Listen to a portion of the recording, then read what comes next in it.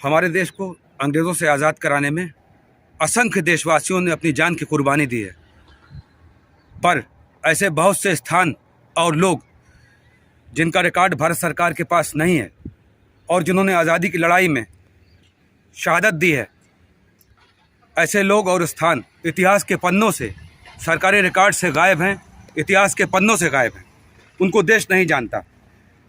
एक ऐसी ही घटना उत्तर प्रदेश के सिद्धार्थनगर ज़िले के डुमरियागंज नामक स्थान पर हुई थी, जिसको अमरगढ़ की घटना कहते हैं। सन 1858 में डुमरियागंज के अमरगढ़ क्षेत्र में 80 भारतीयों को अंग्रेज़ों ने तलवारों से और भालों से काट दिया था। काटकर अमरगढ़ ताल में फेंकवा दिया था।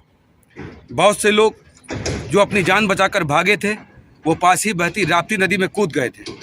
कहते हैं कि राप्ती नदी में अंग्रेज़ों ने गोलियां चलवा दी थी, जिससे नदी के अंदर ही डूब के बहुत से लोग मर गए थे। बाद में डुमरियागंज क्षेत्र की आक्रोशित जनता ने इसके जिम्मेदार अंग्रेज़ अधिकारी ग्रिड्सफोर्ड को मार डाला था।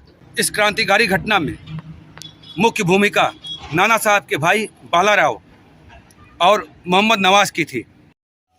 परंतु इतने रहस्यों को अपने अंदर समेटने के बाद भी अमरगढ़ का शहीद स्थल गुमनाम था। इसको कोई नहीं जानता था।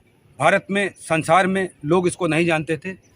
इसको गुमनामी के अंधेरे से देश के सामने, संसार के सामने लाने का श्रेय आज से 1 वर्ष पहले यहाँ के विधायक राघवेंद्र प्रताप सिंह को जाता है, जिन्होंने कैलिफोर्निया और ब्रिटिश गजेटियर से दस्तावेज मंगवाकर अमरगढ़ शहीद स्थल की वास्तविकता देश और दुनिया को बताई।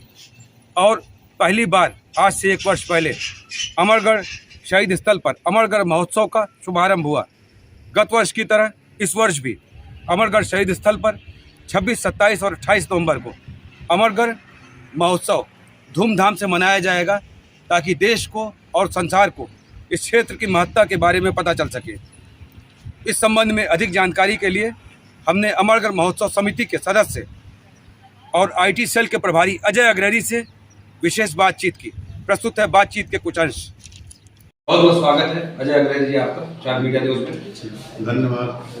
क्या महत्ता है अमरगढ़ महोत्सव की, क्यों मनाया जाएगा? अमरगढ़ महोत्सव की महत्ता यही है कि 1858 में यहाँ पर अंग्रेजों और स्थानीय स्वतंत्रता संग्राम सेनानियों के मध्य जबरदस्त संघर्ष हुआ था, जिसमें से करीब सैकड़ों स्वतंत्रता संग्राम सेनानी हमारे अंग्रेजों से लोहा लेते हुए शहीद हुए। करीब 200-300 स्वतंत्रता संग्राम सेनानी एक वहाँ पर तालाब था, उस तालाब में अंग्रेजों द्वारा लगातार गोलियां चलाने के बावजूद उस तालाब में कूद पड़े।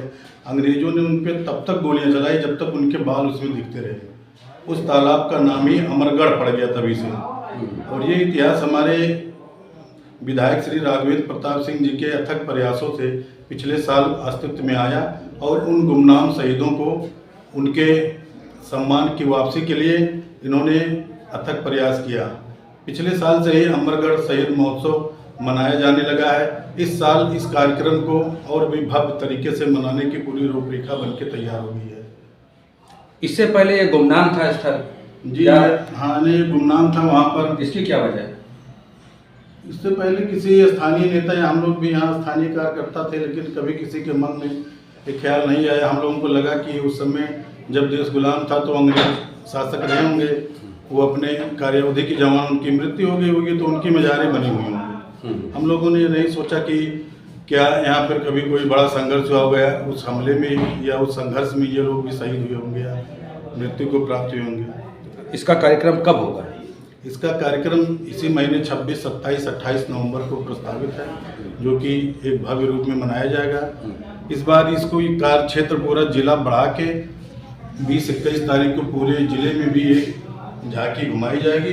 उसके बाद लाकर यहाँ समापन करके 26 तारीख को एक भव्य रूप में शुरू होगा। तो क्या वहाँ कोई स्मारक भी बनेगा शहीदों का? हाँ, शहीदों का स्मारक बनने की सरकार की पूरी कार्य योजना है। पूरी तरह कार्य योजना बन चुकी है। अब आगे देखते हैं सरकार इस पर कितनी जल्दी से जल्दी एक्शन लेकर यहाँ स्मारक बनता है, क्रियान्वित होता है। ठीक है, स्टार मीडिया न्यूज़ से बात करने के लिए धन्यवाद।